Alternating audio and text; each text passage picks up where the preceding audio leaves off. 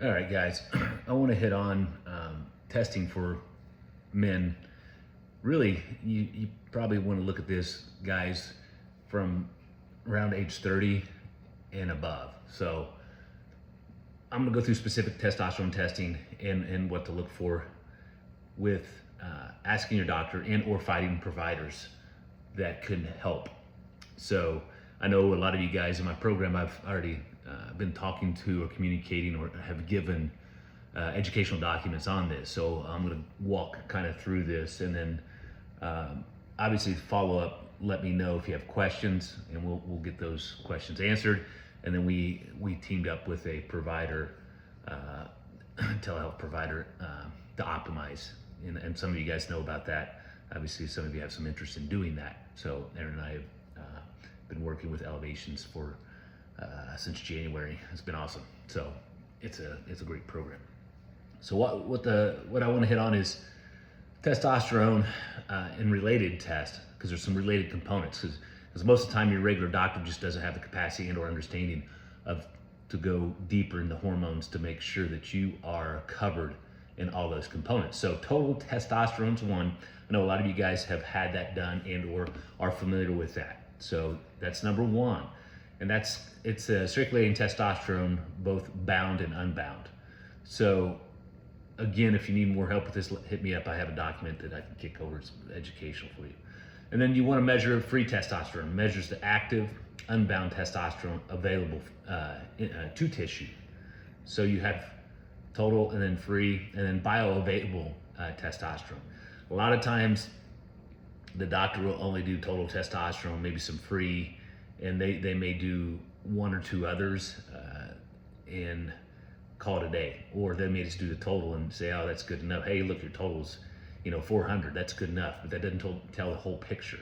So bioavailable includes free testosterone plus testosterone weakly bound to albumin, if I can say it right, albumin, there you go, albumin, excuse me, giving a good picture of what's really usable. So if you just have the total testosterone and you don't have the bioavailable testosterone numbers, it's not going to give you a clear picture, because you need to understand the bioavailable testosterone you have available to utilize.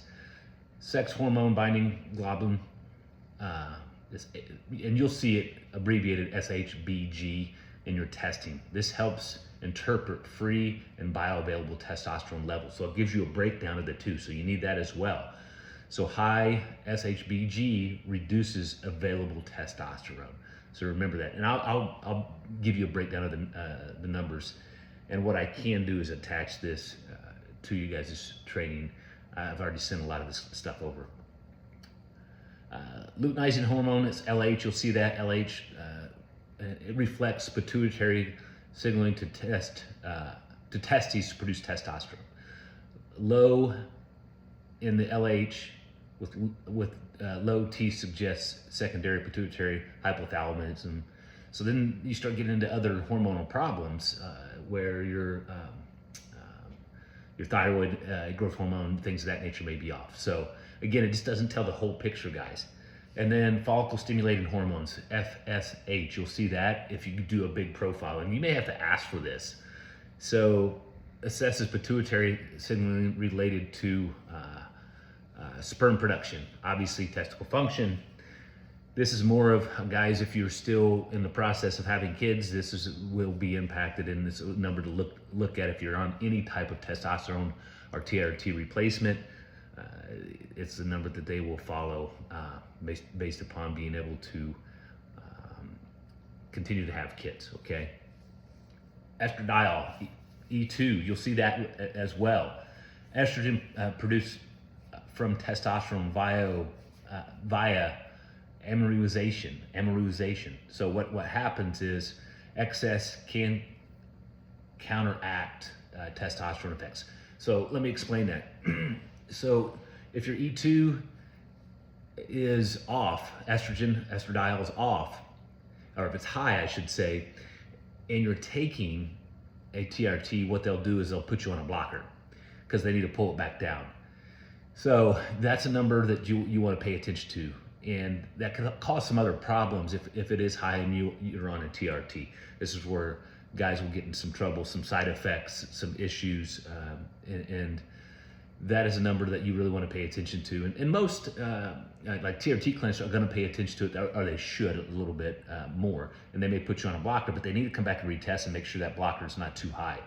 Or that your number is not, if your number's low and you're still on a blocker, you need to adjust that in, or maybe come off that blocker, because that affects your the ability for your body to utilize that testosterone properly.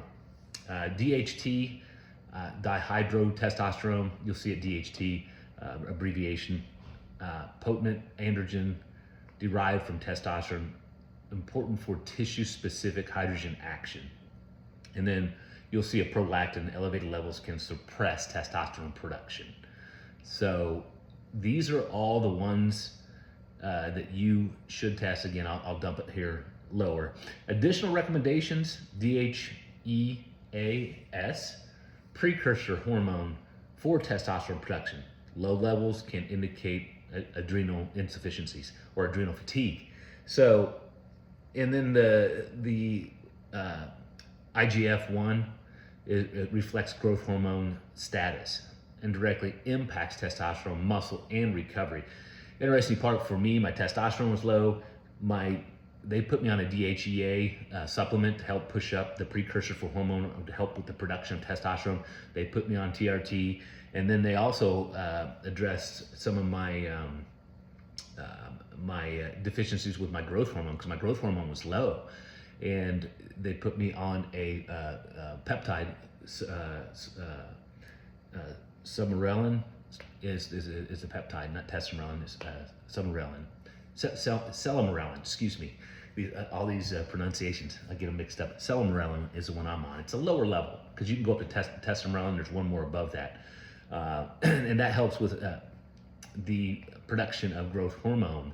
So it helps with the production of testosterone. So that, again, when they went through all these marker points with me, they identified that my thyroid was off. So they started prescribing specific supplementation and specific peptides to help push and balance out my hormones and get them working and functioning at a level that they should be.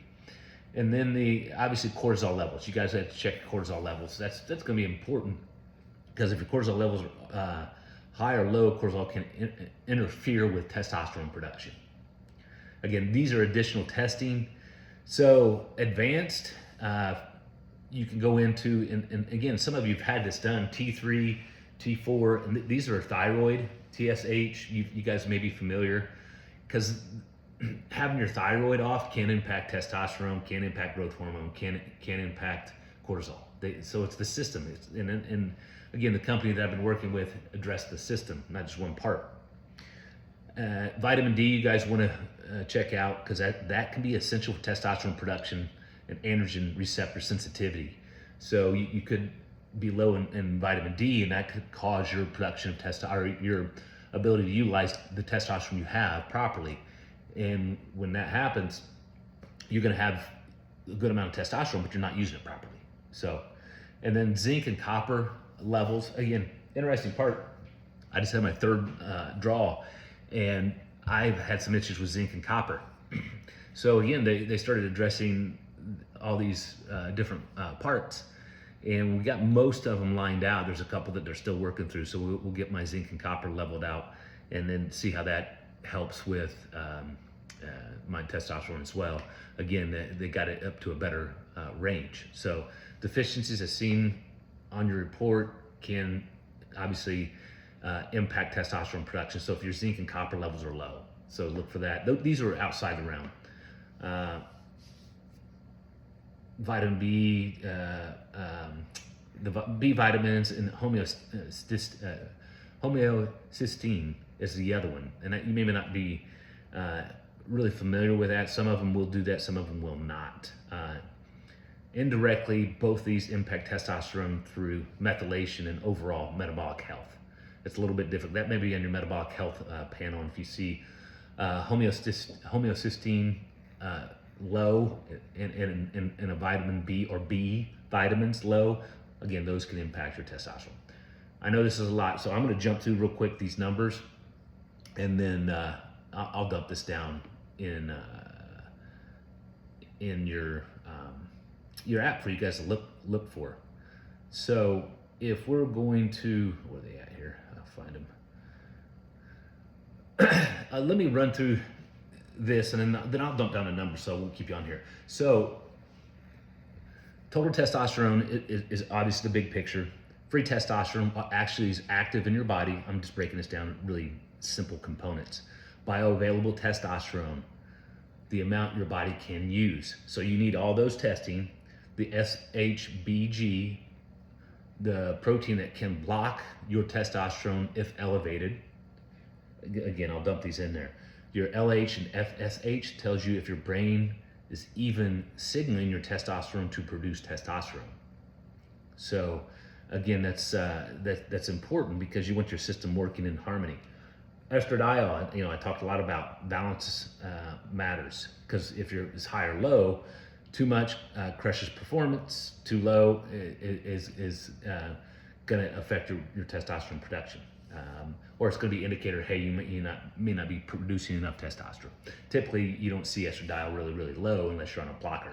So DHT, unless you have some other things going on. The DHT, the potent androgen, driving muscle recovery and male traits, obviously. And then the prolactin, elevated levels can wreck your testosterone as well. So those are the ones you want to go after.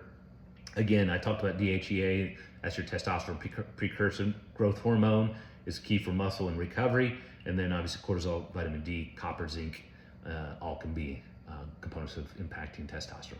So I know this is a lot, and this is more on the science, and pardon me on some of the pronunciations, because they can be a little bit tough. But I'll dump this down for you guys to take a look at, and the breakdown of the numbers or ranges you guys should look for, or have your doctor, if you do a full panel, because most of them won't touch on all these. So they'll only touch on like 3, but you can ask your doctor, and or you can actually go and get this done on your own.